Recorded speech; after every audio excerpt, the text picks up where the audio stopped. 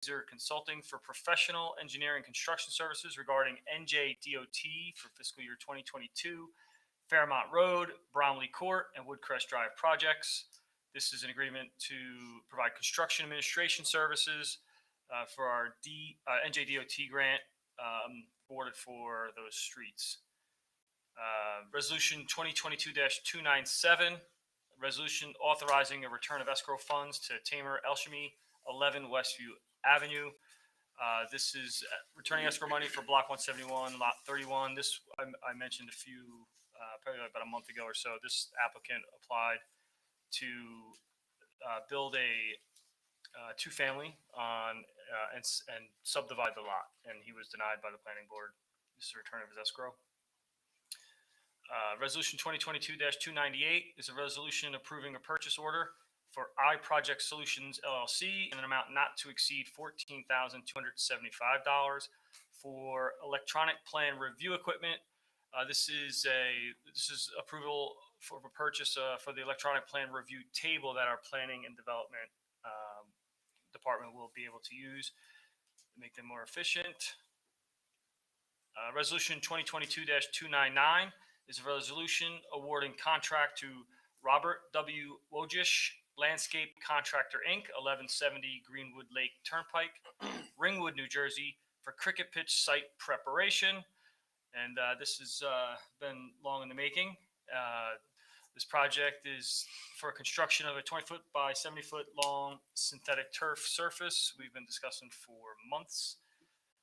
The scope is excavating the soil, approximately 8 inches depth.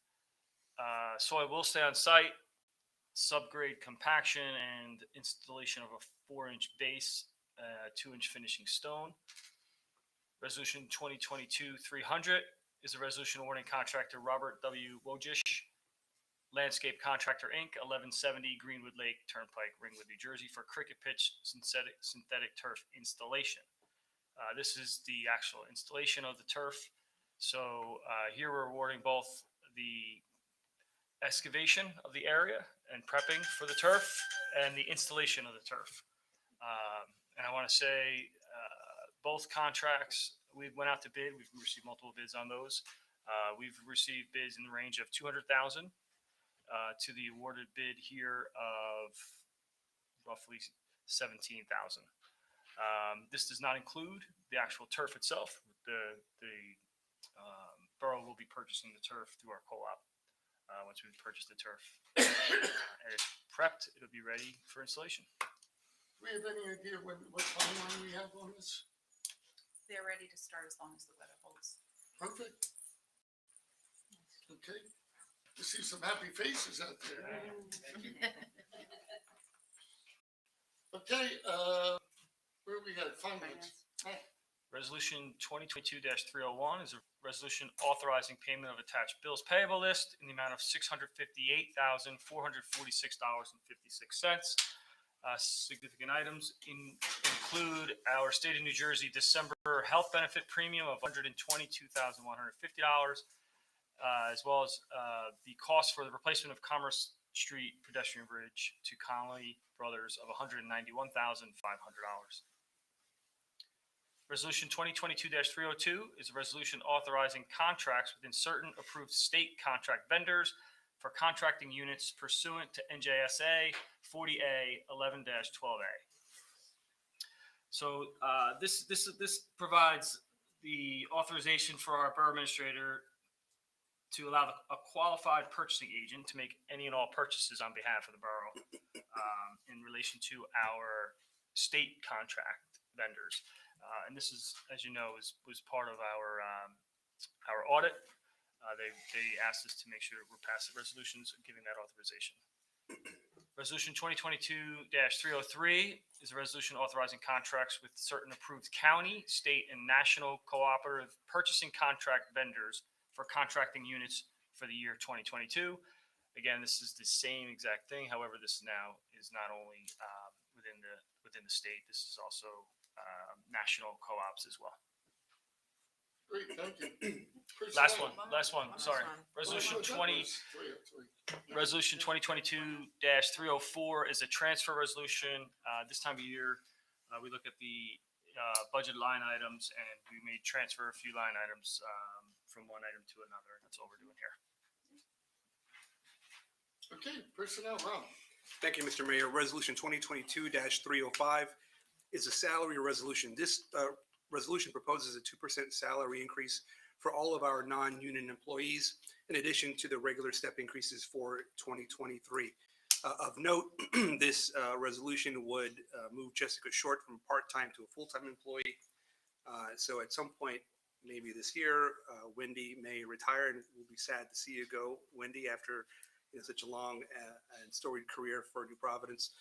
But we have a succession plan in place, and this is part of that succession plan. Also, it's important to note that we usually try to keep our non-union employees at the same percent increase as our Teamsters, which is our DPW and Public Works employees. So, we're in the middle of negotiating those contracts as we speak.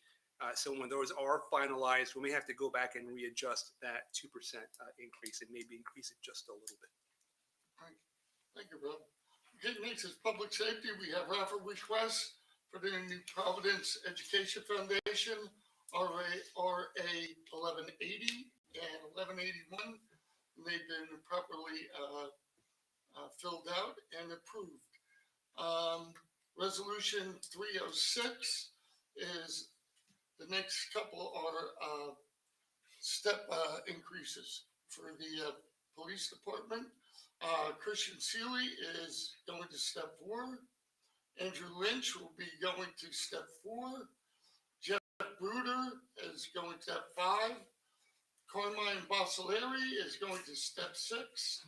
And Greg Miller is going to step 7.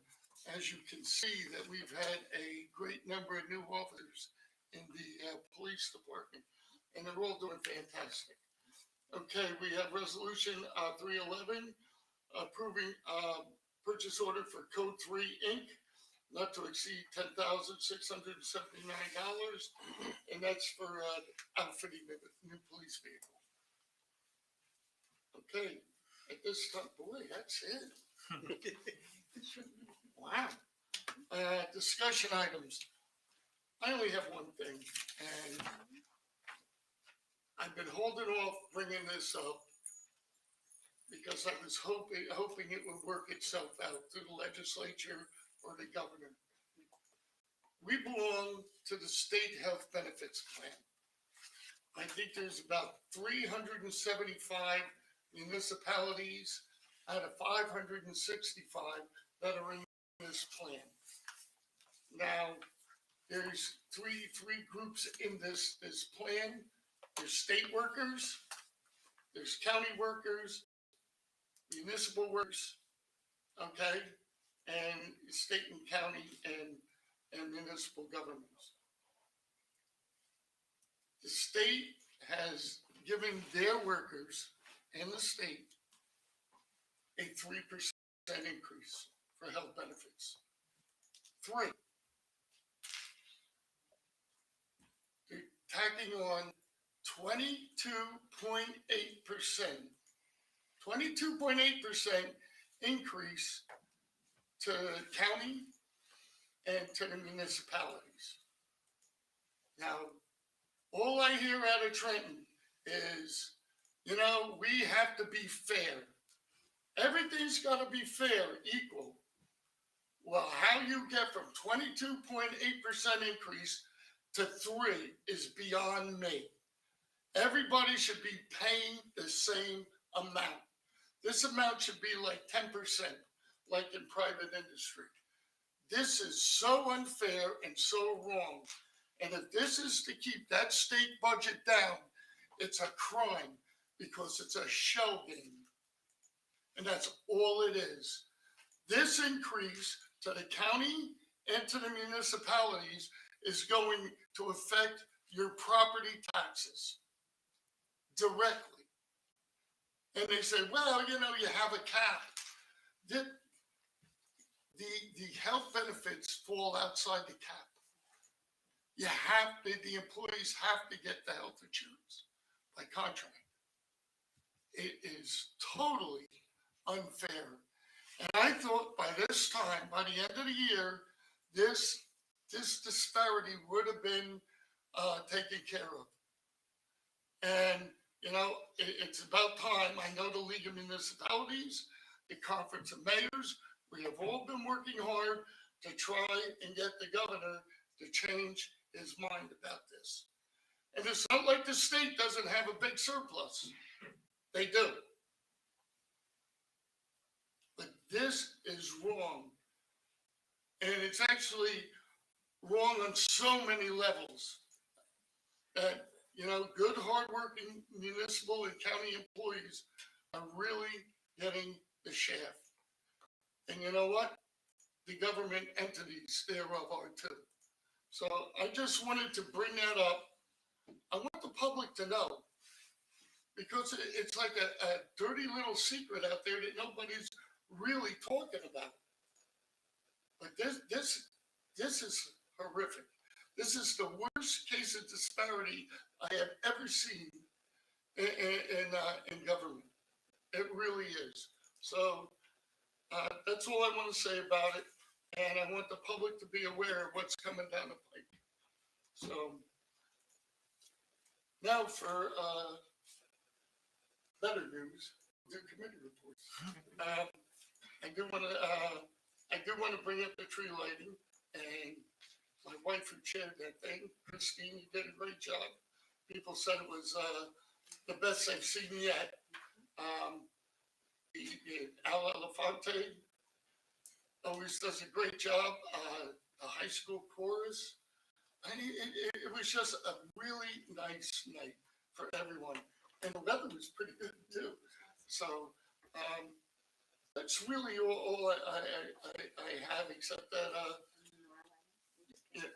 the menorah line we just came from, which was, it was always fun. You know, always have a good time. We should get a little food too, right? But it was great. And we do want to, you know, say Happy Hanukkah to our Jewish constituents, and also Merry Christmas to our Christian. And, you know, the holidays are supposed to be fun for everyone. Goodwill, brotherhood, and hopefully that's what we're going to see. And I'll tell you, thank God the weather's been relatively good. We got to look out for this weekend with the rain. Supposed to get some heavy rain, but no snow. Thank God. So hopefully we won't have flooding, but it's going to get very cold Christmas Day. So people just be aware and be safe. Okay. That's all I have. Matt? So just to touch base back on the cricket pitch, I did want to say a couple things. Thank you to the council and the mayor for your support, for helping us get through many months of getting that to a stage where it's at today, which is basically getting ready to be installed, right? Like I said, the last thing we need to do is purchase, you know, the actual turf itself. I do want to thank the administration as well, Bernadette and your team, the recreation, for all their help and support and working with the cricket club as well to get that done.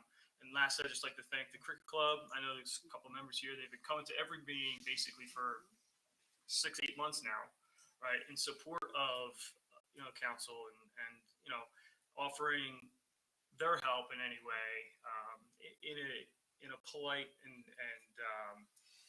professional manner. So I just want to thank you guys for that. You know, really looking forward to getting it done. I had a meeting. I joined Councilman DeSarno meeting with Allison Smith to just go through what our recreation department, you know, has accomplished for the last year, and I'm sure he'll have a full report. And I just want to be on record, as I do every year. I'm probably one of the biggest fans of our recreation department. They are just truly head and shoulders above anything that I've seen in our area. They just do an incredible job, and that started with our rec director many years ago to our rec director only a few years ago to our new rec director, Allison. They've just been just carrying the torch, just making it better every single year. So just wanted to thank them for that. That's it. Pete, Yeah, just to continue with that, so we met, myself, Councilman Kaminsky, and our director, Allison Smith, on the 12th of December. And really, it was just an excellent meeting, very, very well organized. She put forth a very thorough list of not only all the programming, and when you see it in totality, it's really impressive. Not only from early, young to senior programming, physical activity, sports related to learning opportunities. Really a nice spectrum of programming that our town enjoys. Talking about how she utilizes the facilities in town and leverages those to the greatest extent. So a very impressive meeting and really happy, as Councilman Kaminsky said, with what's going on there. The Sustainability Committee is working hard on their list of 2023 activities that will come in front of council shortly. My one suggestion and feedback to them was maybe a good idea at that time to actually list what facilities requests we're gonna need for some of those things at the same time. So it makes it more efficient when it comes before council. That's it. maybe, Operations normal. Everything is quiet. Rob? Same, operator. Well, I'd be remiss to say, this is actually Rob's last meeting, even though we have our adjourned meeting. And I just want to thank you for your service over the last 12 years. It's a long time, Thank you. It's been my long pleasure. time. And I'm sure we'll have more to say at the adjourned meeting Oh, yeah. on the 4th. Something good to say about Rob. yeah. Yeah, it's been pretty quiet, Mayor, so operations are normal here as well. Okay, Diane? Status quo for me too. Wow. Can I just quickly ask about the lights downtown? I think they look fantastic. Everything going well there? Yes, yes. Good. So those are industrial grade Good. lights. So they're the ones that they had before that were like half on, half off. They were not. I think they were not industrial or commercial grade. So we learned our lesson. Great. They look good. Yep. They look very nice. Okay. Bernadette, you're up. I'm up. I would like to congratulate the New Providence Police Department on being recommended for recertification accreditation for the 6th time. We're one of only 2 municipalities who enjoys the longevity in being reaccredited that many times. For those who don't know, the accredited status represents a significant professional achievement. Accreditation acknowledges the implementation of policies and procedures that are conceptually sound and operationally effective. And I have no words for the amount of respect that I have for our police department. So I thank them for all that they do for us. The municipal offices will be closed on December 26th and January 2nd in observance of the holidays. And after we get back in January, we're targeting Tuesday, January 10th for the traffic improvement meeting to go over with the police department and the public where we've been, where we are, and where we're going. So I hope to have their report in the next few days. Yeah, I think it's amazing. The police department get recertified 5, 6 times. I mean, I remember, I think we were the 3rd municipality in the state to get accredited. And out of 565 municipalities, only 2 have been recertified 6 times. I mean, that's incredible, Danny. I know it's not only you, it's just your whole team. And we started out with doing this with Doug Morgan, then Tony, Teresa, you. It's just great. Keep up the good work. You make us proud. Okay. At this time, we have public comments. Anybody wishing to address council? Give their name and address. Hi, Caniglio. Unfortunately, I live at 48 Marion Avenue. I'm here to dispute and clear up a false statement made by Al Morgan at the last meeting. I wrote a letter to all of you asking for action and actual real solutions, and instead, Al falsely stated that I am involved in a neighbor dispute and that I don't get along with my neighbors, and it may be a little bit of all of our faults. That was outrageous, and I have to defend my and my family's honor by telling those of you that I actually wanted to speak to. I had to take a night off of work to do this. And this is based on facts, backed up by pictures, videos, action line reports. And there, I can assure you, there is no fault that can be placed on me, my family, or our property, because we have never owned, driven, or idled a diesel truck. We have never tied a pit bull outside and let it bark for hours. We have never shot a BB gun. We have never stolen copper wiring. We have never had drug sniffing dogs at our house. We have never poured gas on construction debris and lit it on fire. We do not make noise every single day and prevent others from doing their work and sleeping. We do not park cars all over the street, preventing others from clear access to their own driveway. We do not own or ride a dirt bike. We do not leave our car on the street every night. We do not have offensive signs on our property. So you can see why that statement is false and completely inappropriate. What I was asking and what I am asking for is our right to peace and quiet. The only ordinance I can find anywhere is this peace and good order. And it says, no person shall disturb the quiet of the borough or any unlawful assembly of persons or any neighborhood, family, or person within the borough by any loud or unnecessary noise, or by shouting or using profanity, indecent or obscene language, or by any indecent conduct whatsoever, quarreling, fighting, disturbing the public peace.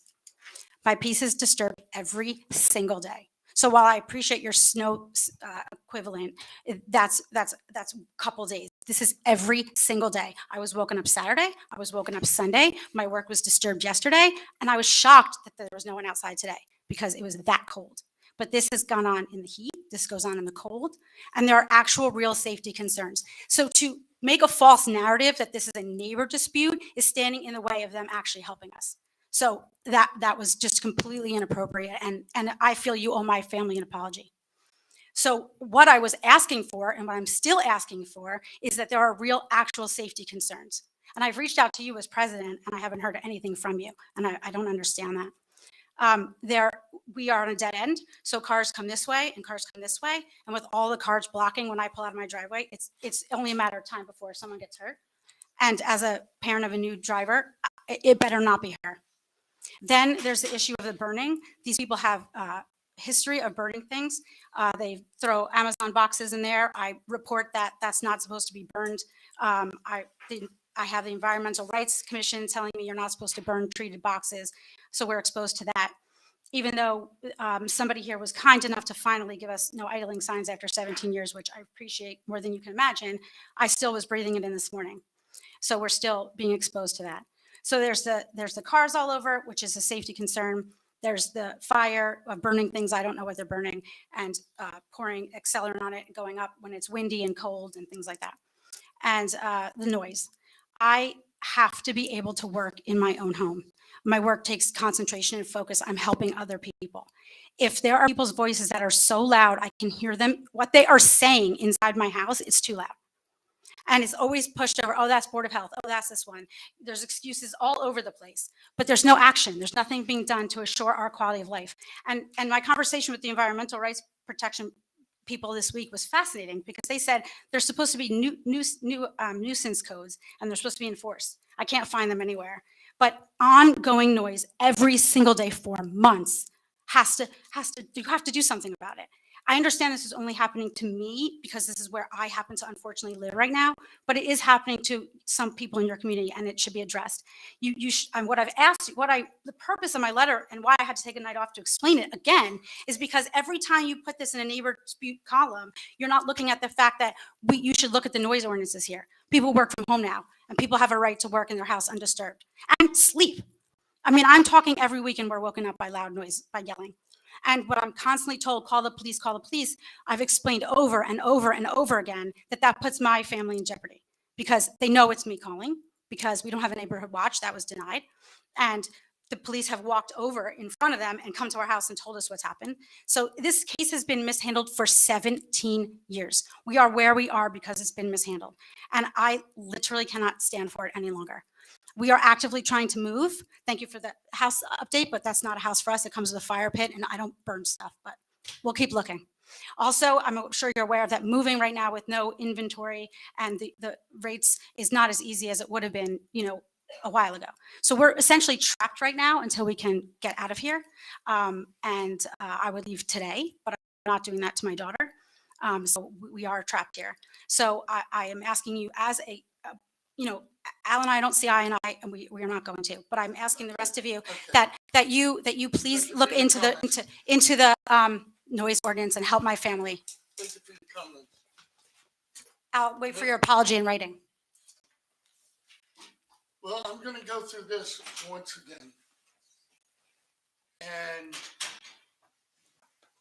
there will be no apology because we've bent over backwards for this family. We have sent the fire department, the fire inspectors over multiple times. We have sent the building inspector, zoning officer over multiple times. The police department has been there multiple times. The Board of Health with the noise has been over there multiple times. There are no violations, at least at the time when they're called to go there. If you have a complaint and you see something going on, you have to call so somebody can get there and see it at the moment.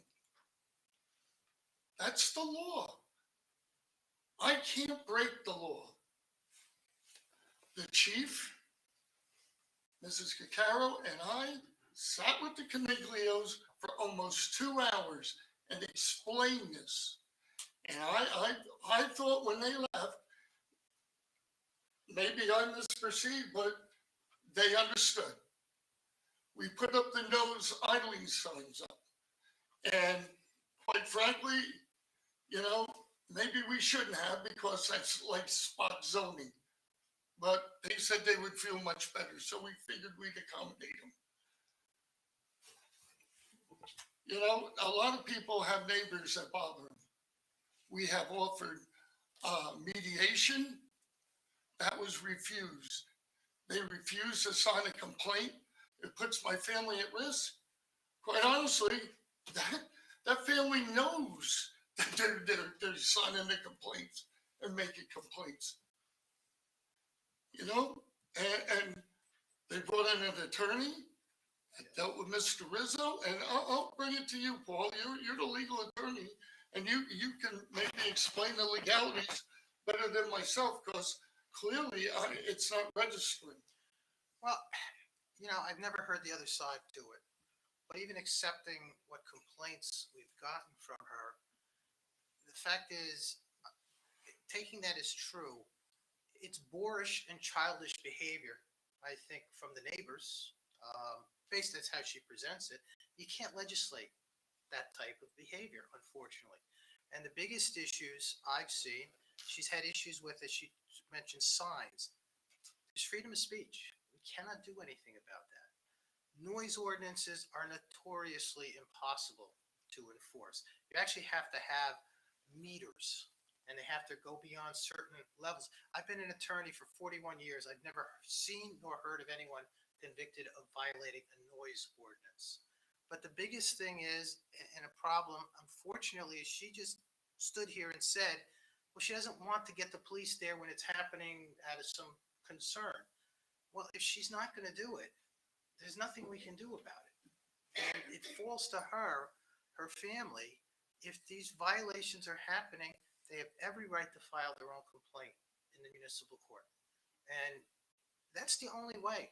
If she really thinks that they're violating the law, that's the only way it's going to happen. Paul, is she allowed to videotape it while it's going on Sure she can. and then show it after, Sure so she that can. it's not at the moment and maybe she wouldn't feel She can videotape, and that could be evidence. In a complaint, but you have to sign a But you have to complaint. sign a complaint. And I mean, I don't know, even if she says, well, she wants us to enact nuisance or noise ordinances.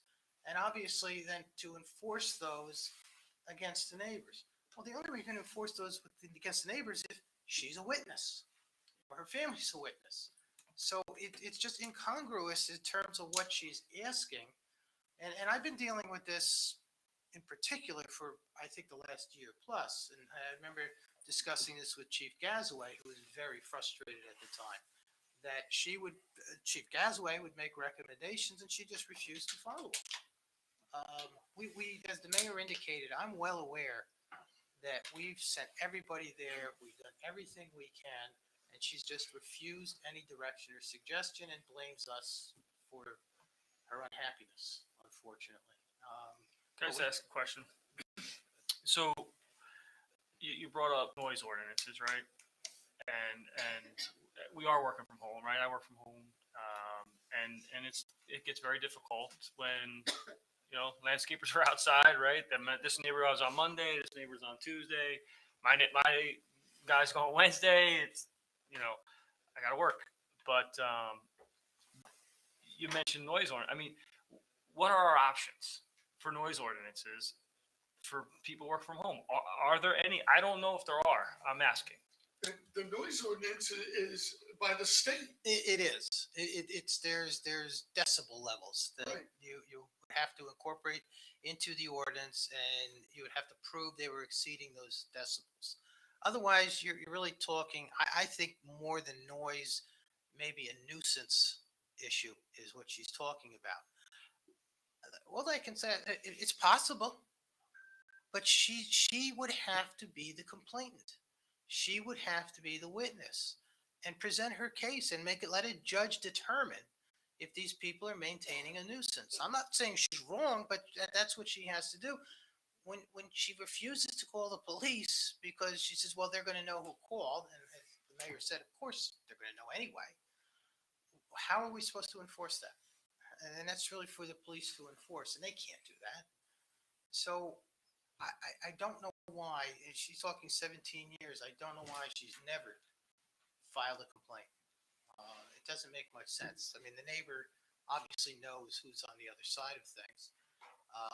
It's possible that she can prove a case of nuisance, but unless she wants to call the police, have the police arrive as it's happening, so that they can witness or hear what she's talking about, what is a police officer going to do?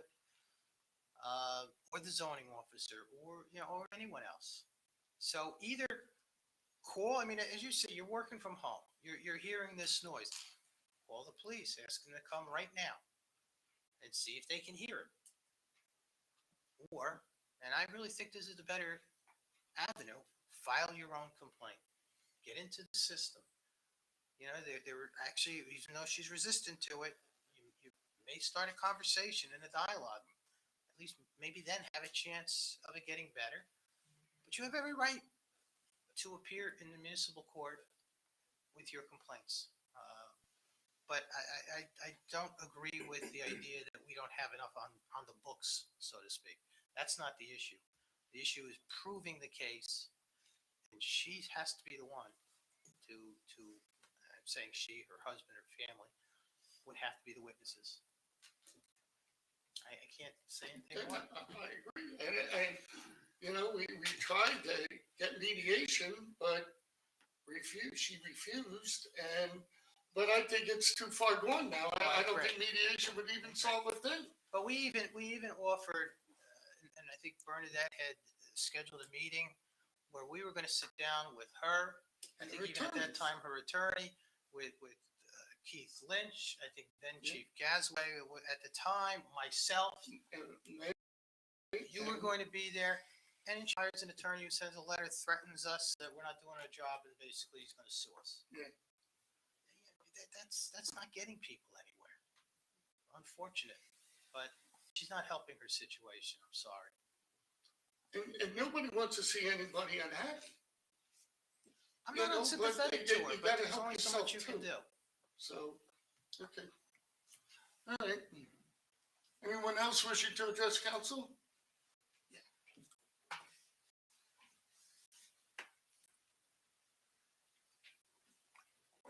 Good evening, everyone. I just wanted to thank on behalf of New Providence Cricket Club for passing the resolution.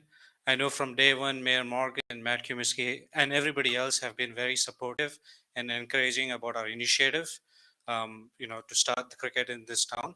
And it's great to see that we finally have contractor ready to basically implement the turf pitch. And one of the requests that we have is like, if we can try and like at least finish it by end of February, just because we now have a very diverse set of members, including women and kids. It just gives us enough time for us to kind of plan the programs and activities for the year, because we ourselves are kind of busy with work and family. So it just give us like more time to put some thought process and come up with various programs. But thank you so much. It's been very helpful and encouraging. I know this is going to be very good for our community, and we look forward for a very exciting 2020 year, and happy holidays, everyone. Thank you. Thank you, same to you. So now you're gonna get pushy. Well, I think Bernadette said it the best. It's all weather dependent. And, we want to get these projects done as fast as we can. And, that cricket's a wild game. Okay, anyone else? Yeah, Rupa.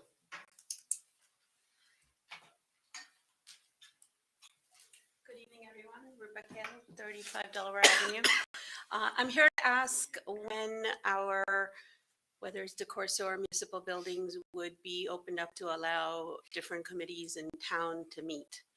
I know that DeCorso, we used to meet there as part of the Dev Club, we used to meet there for years. And then Ida happened, and of course, COVID happened, completely understandable. Buildings were all closed, but where DeCorso has resumed events for seniors, for example. I know there are meetings taking place in this building, and there are lots of committees in town that could really use once a month meetings or twice a month meetings. And so I'm really here to request and ask, when can we At the reuse? beginning of the meeting, resume we them? did address it. Okay. And Bernadette, you can, there's not gonna be Sorry, I meetings apologize. at the DeCorso, but you can have events. So post Ida, post COVID, post renovation, we have repurposed the DeCorso Center. So we are running programs there through rec. The municipal center will be open for meetings. You can request a meeting space here on any day of the week. We do have a custodian who works until 10 o'clock, which is really our deciding factor for keeping things out of the DeCorso Center, because there's supervision here. Okay, so if we wanted an hour once a month. You'd have to put here, in the a online request, and if In we the can building. accommodate, yeah. And plus, you need the insurance. Yes, of course. Yes. Yep. But thank you very much. I Okay. appreciate it. Happy holidays. Same to you. I'd just like to clear up one thing, that there weren't meetings, right, in the building this year. No, there was Right. not. Nobody was meeting in the building. No, Because not the one person. correspondence is like- Yeah, it was like, well, no one was being denied for any specific reason. It just wasn't open for meetings this year, and it is going to be open going forward. Thank you. Anyone else? Yes, Alan.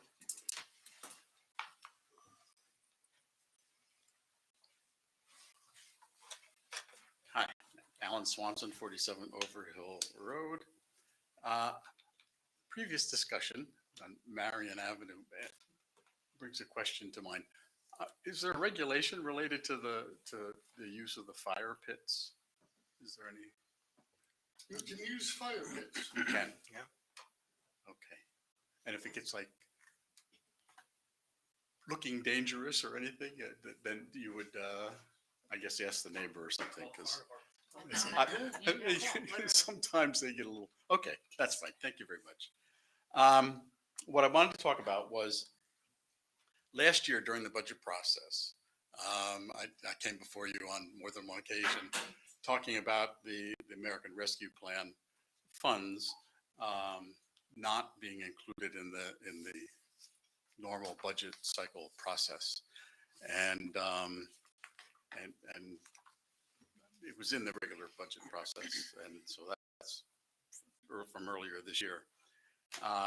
What I'd like to do is request that the coming budget cycle that you not include the other half of the American Rescue Plan funds in the normal budget process.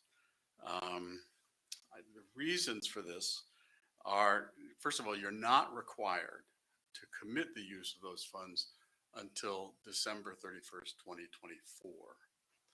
And the second reason is that you're not committed to actually spend those funds until December 31st, 2026.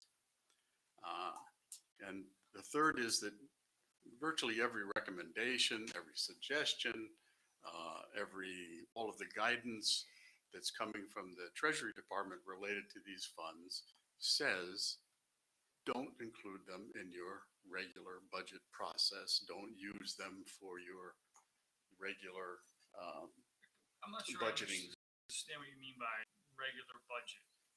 Well, you're going to introduce the budget sometime between February, March, and have a hearing before the public. What I don't understand what the question is. So these funds that we have received, that we earmarked for infrastructure projects within our budget cycle, not in our budget. So I'm not sure I understand what you mean by. No, including well, the they're not. budget. They're not part of the operating budget. We have not used them towards the operating budget, not one penny. Right. Okay, I guess maybe I'm not explaining. Okay, no, that's why I'm asking. Last year you included them for the hearing We process, presented to the when they were public presented and all of that what we was the were- regular budget cycle process. We agree with that. It's capital budget versus operating Oh, budget. the regular capital budget, that's fine. But it was we- included, we my just point is, communicated to the public the plan, the projects that we were earmarking for those funds. That's correct. okay, the point is that all of the guidance says that you should be receiving input into how those funds are earmarked prior to introducing them in the regular capital budget process, whatever we want to call it. The input is considered to be separate. That's what the guidance from the Treasury Department has been, and it's been rather clear. And there are many, I can bring a list at some point, but they're all over the country. There are examples of municipalities that have gotten allowed for input from the public prior to deciding how those funds would be earmarked. I remember, and you brought an example of a community, and I believe that community had a $60-70 million budget or funds to spend or something like that. in that respect. Okay, but does that make a difference to you? It's I'm seven. just curious because I do think that makes a big difference. We have some infrastructure projects that we earmarked, very important infrastructure projects that we earmarked the $1.3 million in funds that we were going to spend over the next year or two. Well, you earmarked half of it last year. You indicated that you were going to discuss. But we plan out 5 years in advance. We we're very careful the way we budget our money and how we get things done. So we have a 5-year plan. And how did this money that came into existence in 2021 figure into the 5-year plan? This money was earmarked, this money was created as a result of the COVID. It had nothing to do Alec, with the can I take it? Do you 5-year mind? plan. So we have projects that we have identified today, tomorrow, next year, next 5 years. Those projects will be funded by taxpayers' money, right?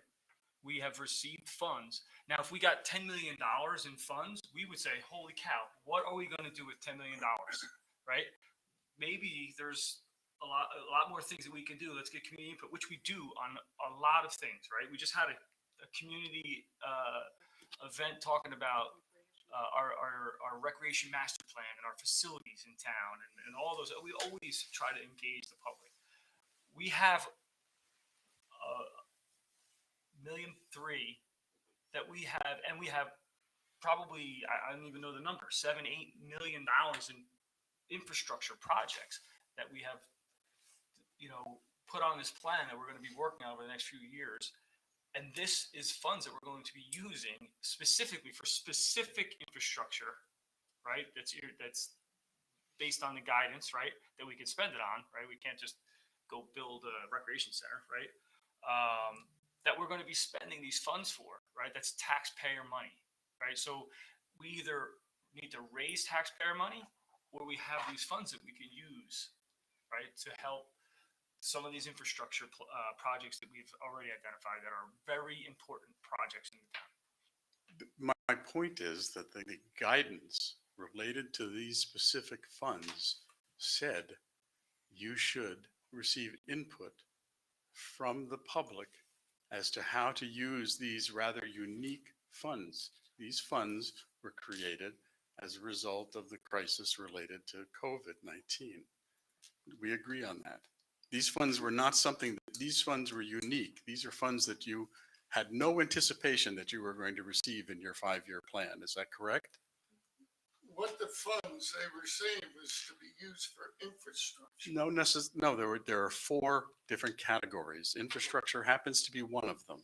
And that's what we need in this town. Perhaps what I'm saying is that why aren't you willing to accept the guidance for the use of these funds from the Treasury Okay, we'll Department take your in comments under allowing advisement. the public to provide input prior to determining which infrastructure projects you want to do? The point is that last year at the budget cycle, it was identified by that you have less than $1 million in discretionary funds from the budget each year. This was a $1.3 million plus that you received from the federal government, unanticipated funds, unique, not in your 5-year plan. And the specific guidance was you should seek input from the community as to how this money should be used. You're not doing that. You're having your finance committee go through the normal process of selecting use of these funds. And all I'm saying is that I would like you to consider, I asked you last year and you didn't. I understand that it was in the process. I'm here tonight to say we're still ahead of the process. Why can't we listen to the guidance of the Treasury Department and allow for some kind of a meeting to discuss the use of these funds? They don't need to be in the 2023 capital budget. You don't need to commit even to spending these Okay. funds until December I hear what 31st, you're saying. 2024. We'll take it under advisement. Okay. Thank you. Thank you. Anyone else wishing to address council?